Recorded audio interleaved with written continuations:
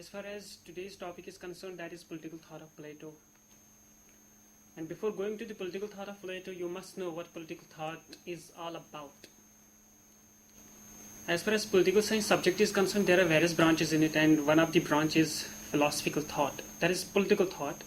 Political thought, whether that is Indian or Western. But before going to that very Indian or Western political thought, you must know what political thought is all about.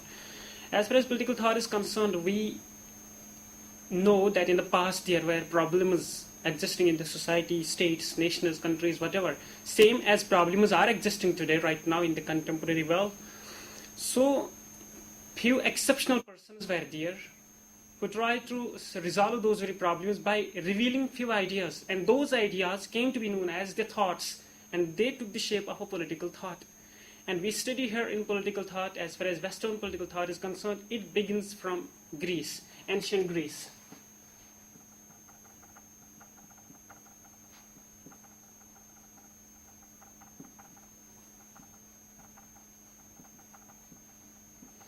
Political thought of Plato.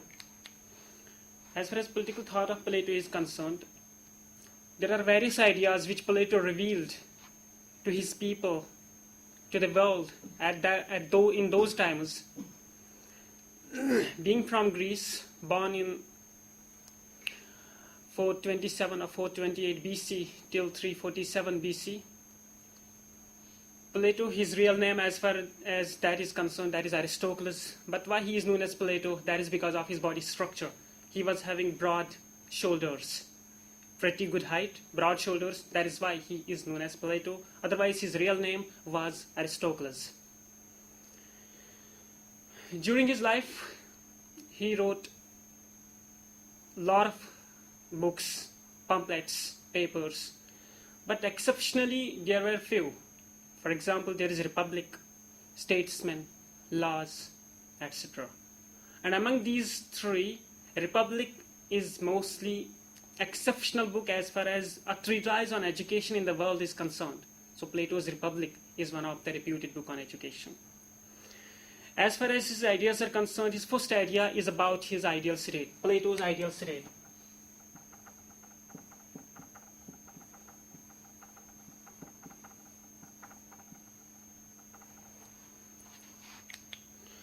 Plato's ideal state, as he was living in ancient Greece, his ideas were mostly abstractions, imaginations, not any reality. That is why he is known as an idealist thinker. As a student, he grows under the tutorship of Socrates. So he was the student of Socrates, and Plato himself was a teacher of the father of political science, that is Aristotle. और जहाँ तक प्लेटो की बात है तो उसका सबसे पहला जो आइडिया आया है वो आया है प्लेटोज आइडियल स्टेट के बारे में. As far his ideal state is concerned, what he want his ideal state should look like. First of all he revealed that there should be an education system that will be compulsory. State controlled education system. So his first idea, as far as his ideal state is concerned, was his system of education, state-controlled system of education. And as far as this education system of Plato is concerned, it was compulsory for both boys and girls, and this very education system was state-controlled. And in this education system, military training was also being given, and then at the end, there was censorship on literature, so that to prevent people in falling to the hands of radicalists, in promoting radicalism. So there was censorship on that very literature in his education system. Then as far as in his society is concerned, there were three classes in his society.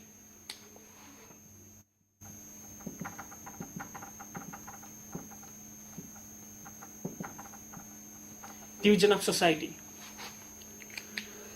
Division of society, he divided the society into three classes. Kings, whom he called as philosopher kings.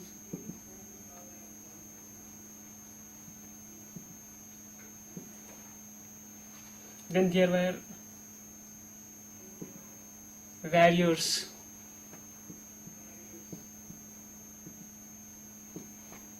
Then at the end there were peasants. So three classes were there in the society of Plato: philosopher kings, soldiers, peasants. And these three classes were having different responsibilities in their respective areas, relative areas.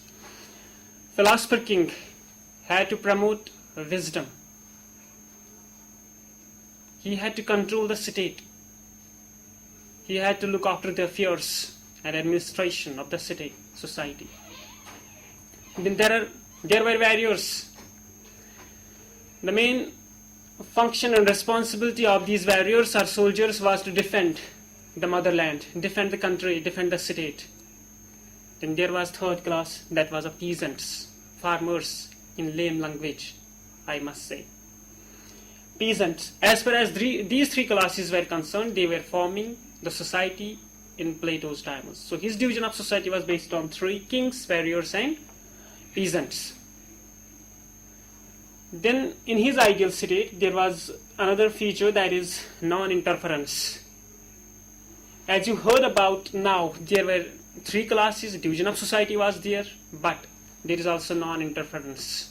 Non-interference, you can't interfere in my matters. I had no right to interfere in yours. Same was the principle existing in Plato's ideal state. Kings, soldiers, peasants, they had their responsibility in their respective areas. King can't interfere in other two fields. Warriors can't interfere in other two fields. And same on the part of peasants, they can't interfere in other two fields. That was non-interference. Then there is another spatial feature, that is functional spatialization. Functional spatialization, as there were three classes in the society. After these three classes, there is a principle of non-interference. And now there is another principle, that is functional spatialization. 5 fingers, including thumb, in our hand. But all are necessary. Whenever there is any cricket match, one player hits century, another makes 10 runs, another makes 5, 30, whatever. Then in fielding, few players they are taking exceptional catches, they are diving, they are stopping runs for the team, they are taking wickets. And at the end of the day, the team emerges as victorious. But nobody is looking at the century. Whenever captain is coming for the presentation, he always used to say, the result in our favor is because of the whole team effort. Is because of the whole team effort, and that is here also. Whole team effort, functional spatialization. Kings had their responsibilities, soldiers is having their responsibilities, and peasants are having their responsibilities. All the three are having their responsibilities in 3 areas, and all the 3 are necessary. All the 3 are necessary. So state control system of education, division of society, non-interference, then functional spatialization. Then in his ideal state, there is also the philosopher king, which you heard here. And there is individual justice. In his ideal state, there is individual justice. What this individual justice is all about. There is maximum responsibility to run the affairs and administration of the state, that is over the shoulders of the king. To defend the motherland is the responsibility of the warriors. So kings and warriors at the top 2 levels, individually they are free. Individually they are free. Why? Because they have to share the responsibility of defending the motherland, of running the administration of the state. So kings and warriors were having communism. Communism of property and communism of family. Communism of property and communism of family. Communism of property for upper 2 classes and communism of family for upper 2 classes. Why there is this communism of property and family for upper 2 classes? It is because they should never be selfish. They will not work for their selfish interests if there will be family behind them. And they are running the affairs of the state, they are defending the motherland, they will think about their family. And their common, collective state interest will change into selfish interest, personal interest. That is why there is communism of property and family for upper 2 classes. So there is individual justice, and in his ideal state, there is another feature, that is moral justice. Moral justice, for example, today in judiciary, every judgment is being provided, taking place on the basis of evidences, recordings, witness. But as far as Plato in those days is concerned, he talked about moral justice. What this moral justice is about? Justice is about innate, internally, on human consciousness. You think that you should leave the person free. You should leave the person free or not. It depends upon your internal, inner conscience, moral justice. So moral justice was there. So these were all the features that were there in Plato's ideal state.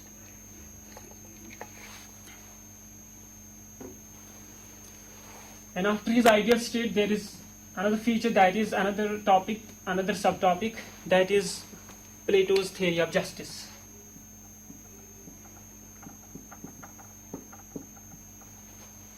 Plato's theory of justice.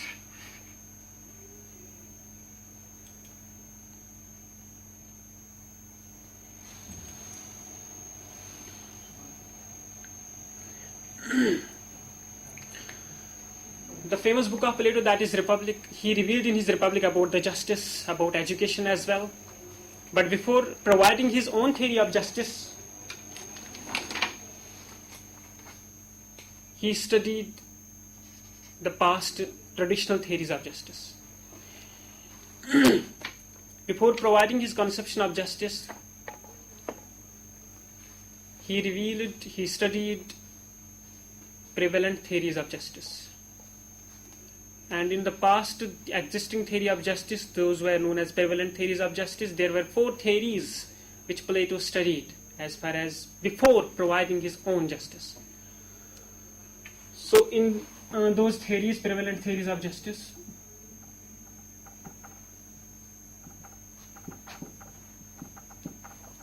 number 1, there is traditional theory of justice. Then there is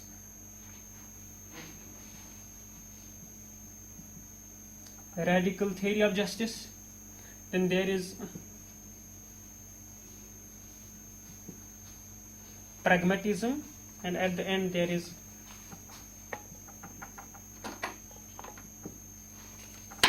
rationalism.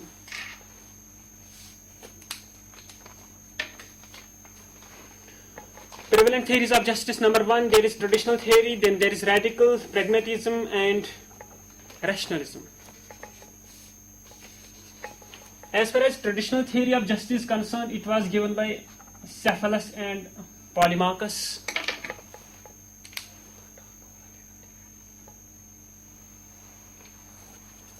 Then there is radical theory, that was revealed by Thrasymachus. Then there is pragmatic theory or pragmatism, given by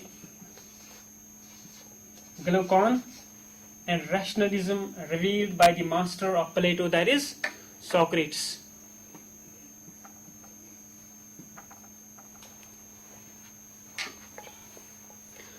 So in prevalent theories of justice, Plato studied first these 4 theories, and then he provided his own concept of justice. And as far as these theories are concerned, number 1, there is traditional theory of justice. Traditional theory of justice given by Cephalus and Polemarchus, and in this very theory, both these philosophers, these thinkers revealed justice is to do good to the friends and bad, worse to evils. Good to friends and bad to enemies, to pay one's debt, to do good to friends and bad to enemies. But when Plato came through this traditional theory of justice, he rejected it. Why he rejected it? Because he criticized it, that it is not justice to do good to friends and bad to others, to enemies. As doctor checks out, looks at his patients, he never look at their background, whether they are rich, they are poor, they are royal, they are politicians, they are teachers, they are peasants. He never looks at them.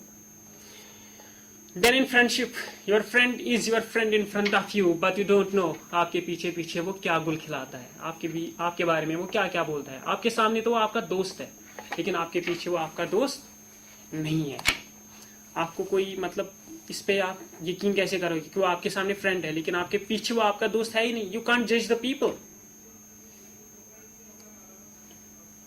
तो traditional theory of justice को प्लेटो ने इसलिए reject किया क्योंकि justice अगर art है तो teacher का जो प्रोफेशन है वो पढ़ाना होता है, डॉक्टर का प्रोफेशन है पेशेंट्स को देखना होता है, वो उनका वो आर्ट है, स्किल है. तो वहां डिस्क्रिमिनेशन नहीं करते हैं ये बुरा है अच्छा है. वो ये भी नहीं करते हैं कि ये अमीर है या गरीब है.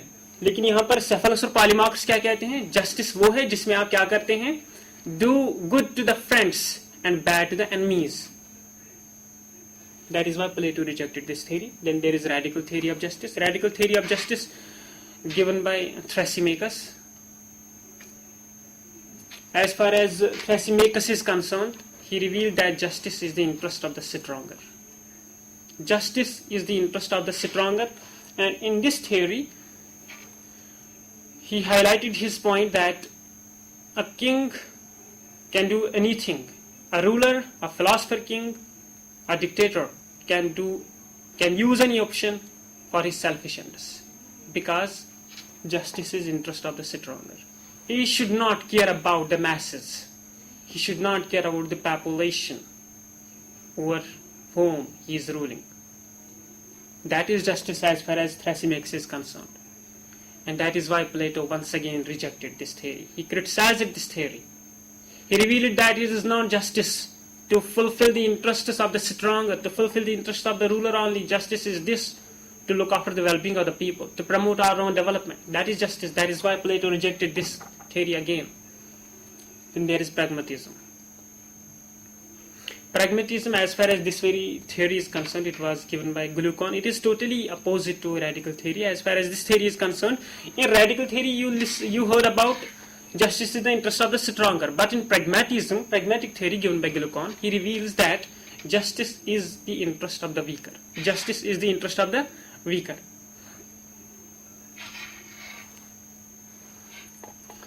However, Glaucon once again revealed that justice is external.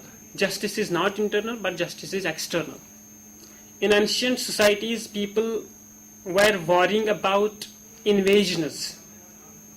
So for maintaining unity, they were having a contract-like agreement. They were having a contract agreement so that not to promote injustice, not to bear injustice. Neither to bear injustice, nor to promote injustice. Just to maintain equilibrium. Just to maintain equilibrium. And he also revealed that justice is external. But Plato rejected this theory. Why? Because he revealed that justice is not external, it is internal. Glaucon again says here justice is artificial. But Plato rejected his view that justice is not artificial, it is natural.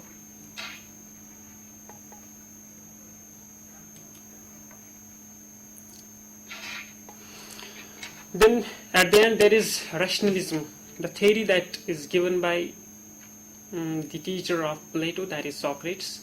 As far as this very theory is concerned, rationalism, it stands for to remove the evils from the society, to remove the inequalities from the society, to eliminate weakness from the society, to eliminate loopholes from the society.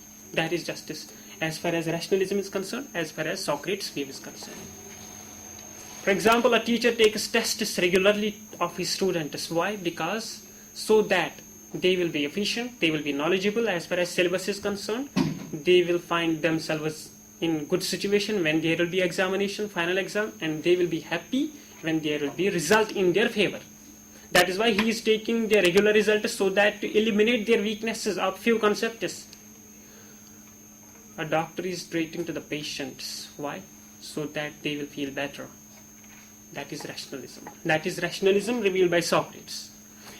Then comes the Plato's theory of justice. After coming through these four theories, prevalent theories of justice, Plato then finally provides his justice in his famous book, that is Republic, and at times Republic has been called as Concerning Justice, a treatise on justice, concerning justice or a treatise on justice.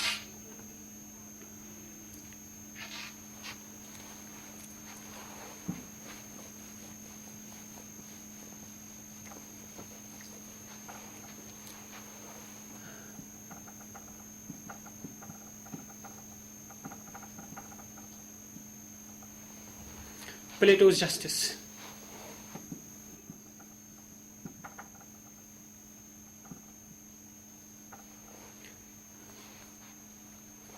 Quality of soul. Few features in it.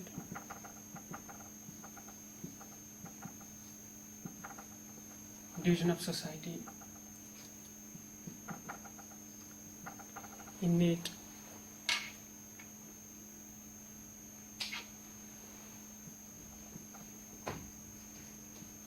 Moral justice. Functional specialization.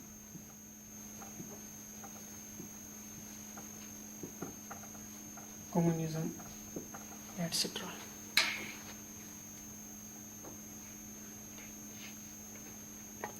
As far as Plato's theory of justice is concerned, he revealed his theory of justice by studying the prevalent theories of justice. And number one, there is quality of soul. He reveals that this quality of soul, what justice is all about, it is quality of soul. There are few tendencies in human beings. There is knowledge, there is physical tendency, and there is spiritual tendency. Spirit rules over other two. Spirit is ruling over other two tendencies, and in his society there was division. Division of society, as I revealed in his ideal state. There were three classes in his society: philosophers or kings, warriors or soldiers, peasants or farmers. Philosopher kings had to promote wisdom and reason. And then there was second class, that is warriors. They should have courage to defend the motherland, protect the people. And then there were peasants or farmers who had appetite, hunger, thirst, desire to produce more and more product, agricultural yield from their lands. So these three classes were existing in his society. But most important function of the state was to provide justice.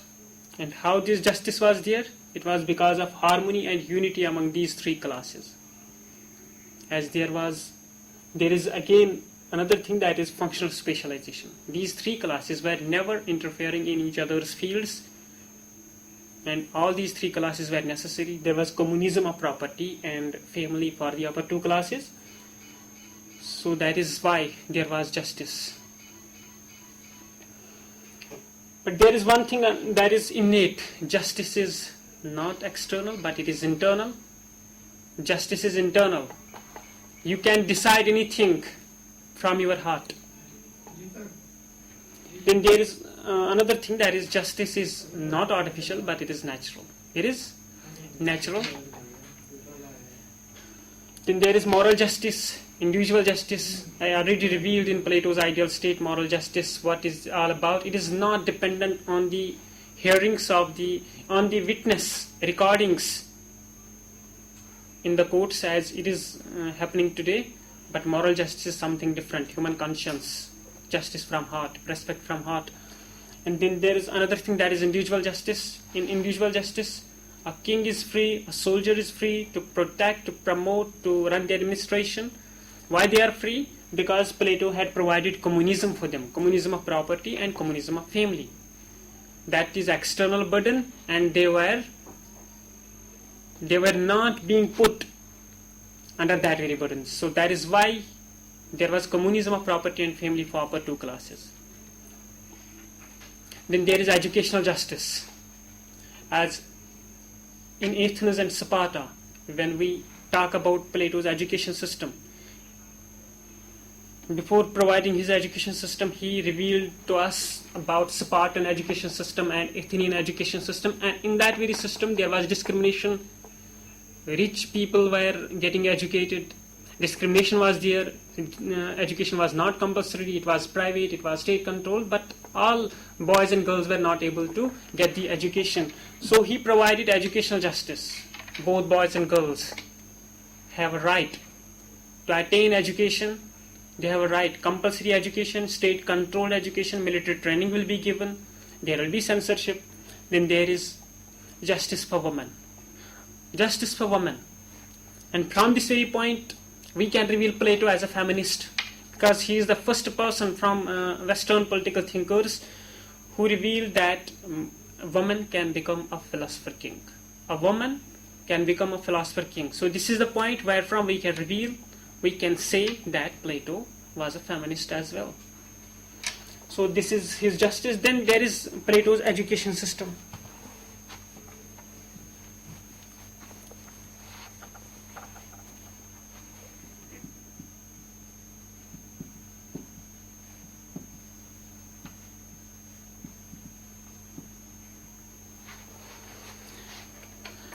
Plato's education system.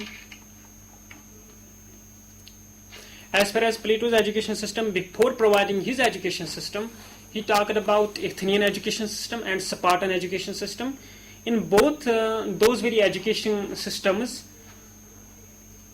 there were royals who were getting education from sophists, and sophists were demanding heavy fees from them. So that is why poor in those times were not able to attain that very education. Also, only rich people were getting educated, were getting education there. Then also that very education was private, that was not state controlled, neither that was compulsory. So there were a lot of loopholes, weaknesses. And before providing his education system, Plato studied those very education systems. Then in order to eliminate those very loopholes, evils, weaknesses from the education setup, he provided his education system later on. Platonic education system. And as far as his education system is concerned, he divided his education system into two parts: elementary education and higher education. But before giving his elementary education and higher education system, he revealed that the education system in my state will be state controlled. It will not be private, it will be governmental, and it will be controlled by the state, number one. And as far as his education system is concerned, it will be compulsory. His education system will be compulsory for all, whether that is boy or a girl. Education system will be compulsory for all.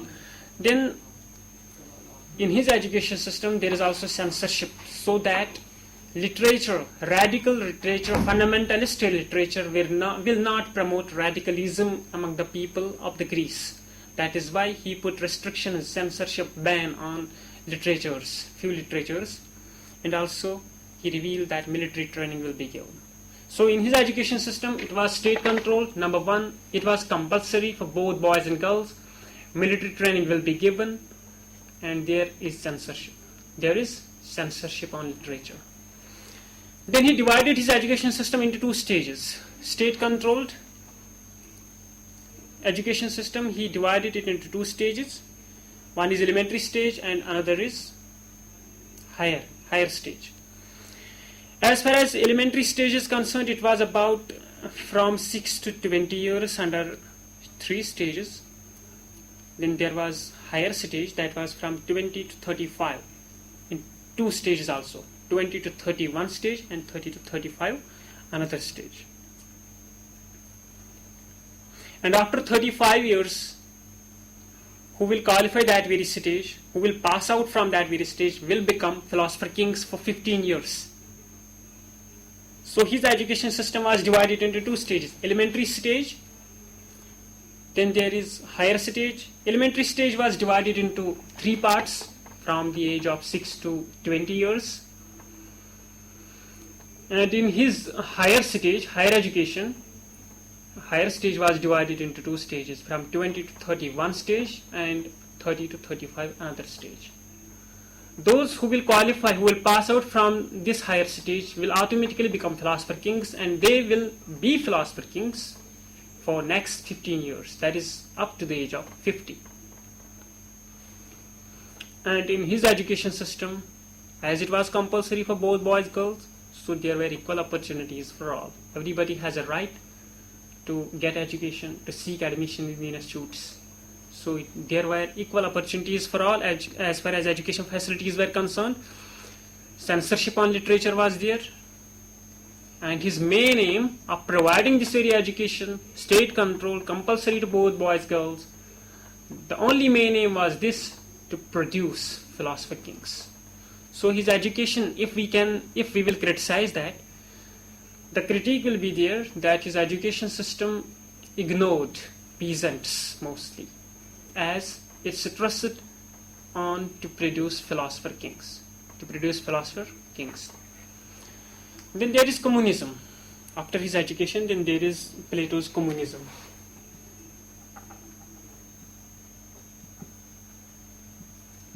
Communism of family and property. Communism of family and property.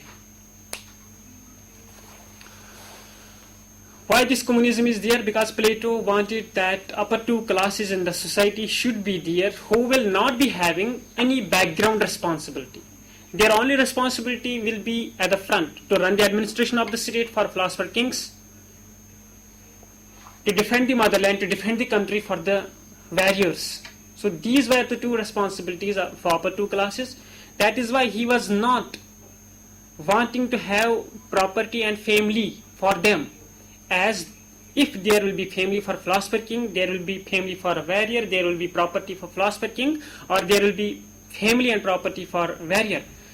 These will turn those philosopher kings and warriors selfish, as they will focus, they will pay their attention mostly on their families and properties, and they will hardly get time to manage for the public affairs, for the state, for the defense of the country.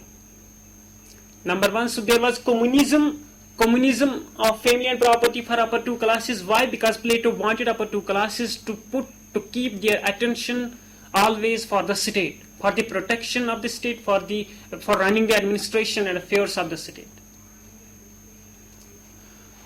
And also there was marriage based on contract for upper two classes. Why this marriage was based on contract? That was temporary marriage, not a permanent, but that was also based on contract. Why on contract? To produce better offsprings. To produce better offsprings.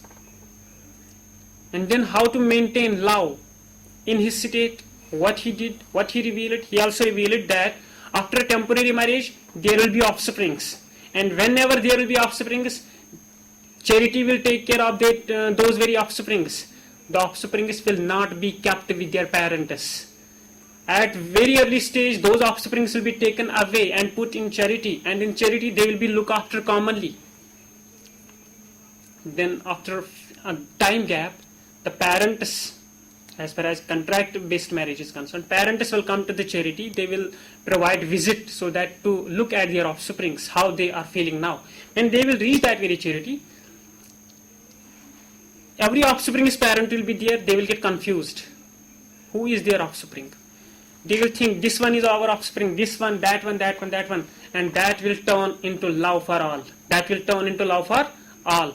And his main aim for contract marriage, temporary marriage, is to produce best of the offsprings who can serve the nation later on in the future.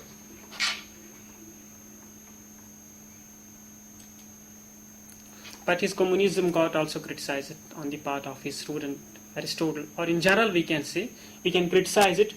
Why? Because family and property, these are natural instincts for a man, whether he is philosopher king or a soldier or a peasant. These are natural instincts, and without it, he can't survive. He can't live a happy life without having family or property. So these are necessary and natural instincts out there. Then at the end there is Plato's philosopher king.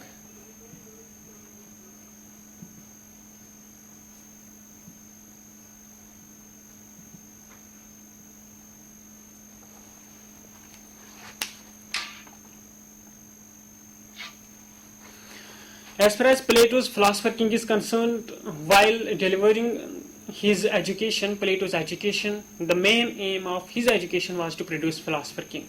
So number one for philosopher king is this: it is the product of his education system.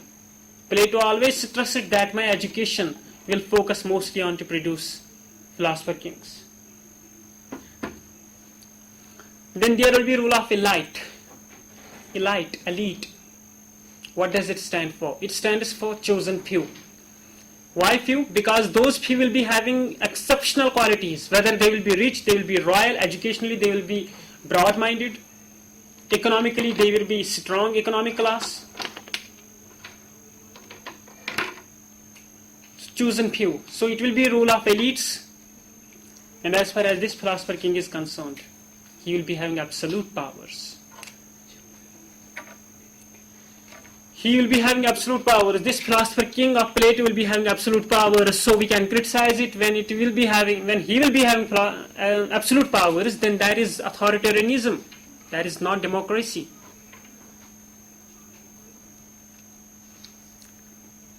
And this philosopher king will be having only responsibility to run the administration of the state, to look after the state, to run the affairs of the state. So there will be communism. Communism of family as well as communism of property. But we can criticize this philosopher king as it is based on absolutism. So he is promoting authoritarianism, not democracy. These were few ideas revealed by the Plato. And to sum up few exceptional points as far as competitive exams are concerned. So there are a lot of questions being asked about Plato. For example, what is the real name of Plato? Real name of Plato. So real name of Plato is Aristocles. So Plato was disciple of. किसका student था Plato? Plato was disciple of Socrates. But Plato himself was teacher of Aristotle. Then there is question, why his student is known as father of political science? Why not his master? Matlab, why Aristotle is known as father of political science? Why not Plato? Because they were totally different. As Aristotle was a realist, he used interdisciplinary approach. He studied 158 constitutions of the world. He believed in realism. But Plato his ideas were mostly imaginations, mere abstractions, idealism. So he was disciple of Socrates, but he was teacher of Aristotle. He was an idealist thinker. He used inductive method. He revealed true justice is doing good to all and harm to none. And his ideal state is a city in a heaven. He believed that only wise should rule. He also revealed that man is a social animal, and he is known as the first systematic philosopher. At times, by few thinkers, philosophers, Plato has been called as totalitarianism by Karl Popper, Bertrand Russell, and R.H.S. Grossman. Plato's state is an individual writ large. He was the first to allow genders to become rulers. And he also revealed that you should respect love from within.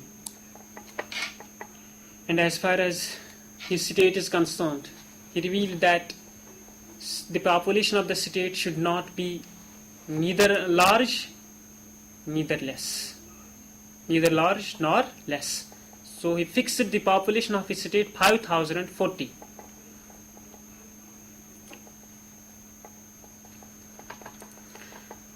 And as far as his books were concerned, Republic is pretty exceptional, pretty important. Then there is Statesmen and Laws. But in Republic, there are 6 characters who are talking. Number 1 is Plato's teacher, that is Socrates. Then there is Cephalus. There is Polemarchus. There is Thrasymachus. There is Glaucon and Adeimantus. So these were the 6 characters that are talking in his Republic. And his Republic, revealed by Jean-Jacques Rousseau, Rousseau revealed that Plato's Republic is the best book on education in the world. And this very Republic is also known as Concerning Justice or a Treatise on Justice.